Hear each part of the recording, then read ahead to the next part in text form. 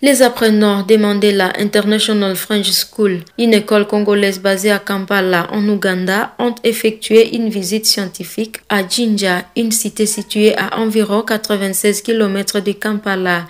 C'était le jeudi 8 mai 2025. Déjà au petit matin, ces apprenants de la maternelle, primaire et secondaire de cette école se sont présentés à leur site situé à Massaja. D'abord, ils signent leur présence à partir de la capture.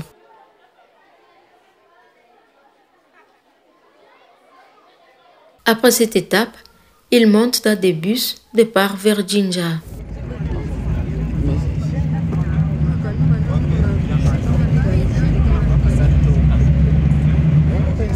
Ici, ils ont visité l'usine de transformation de coton en étoffe.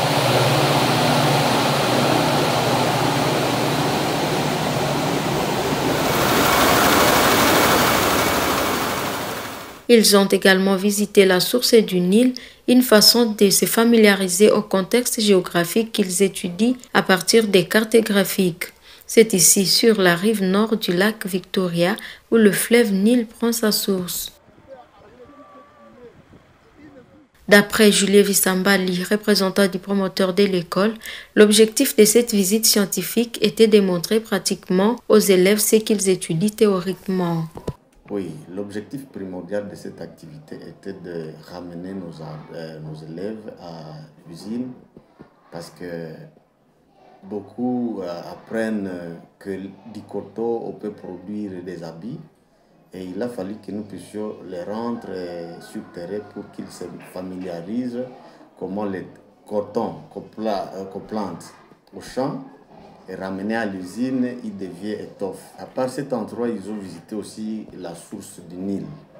Parce qu'ils apprennent, selon la géographie, que le Nil a deux sources.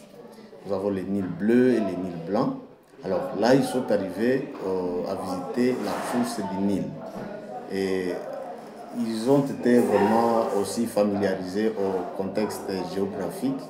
Parce que quand on voit les cartes, quand on voit sur les cartes les images ou les graphiques du fleuve, les gens n'arrivent pas à se rendre compte que c'est un fait réel. Alors on a vu la démarcation entre les eaux du lac Victoria et la rivière ou la source du fleuve, la source du fleuve Nil.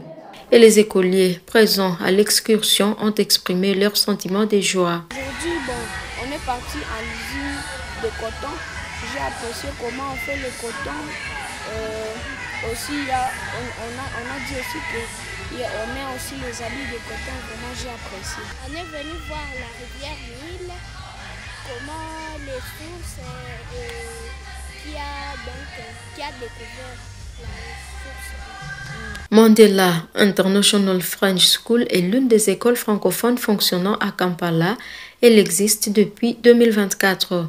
Julien Vissambali appelle les Congolais à rejoindre cette école car ici les éduqués sont majoritairement congolais. Ils suivent le système de la RDC mais plus modernisé. Notre spécialité est que nous voulons que les enfants qui quittent dans le curriculum français ne puissent pas avoir de problèmes.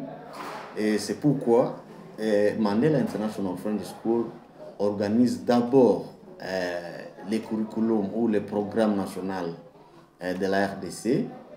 Mais l'année prochaine, nous avons un projet d'organiser les programmes de Cambridge. Cambridge, sont les institutions internationales, c'est une école internationale. Et nous aimerions que nos enfants qui étudient ici, s'ils veulent par exemple aller en Europe, qu'ils ne puissent pas s'affronter devant des difficultés d'adaptation sur leurs pièces scolaires. Mandela International French School veut faire la qualité dans le respect et tout en misant sur la différence.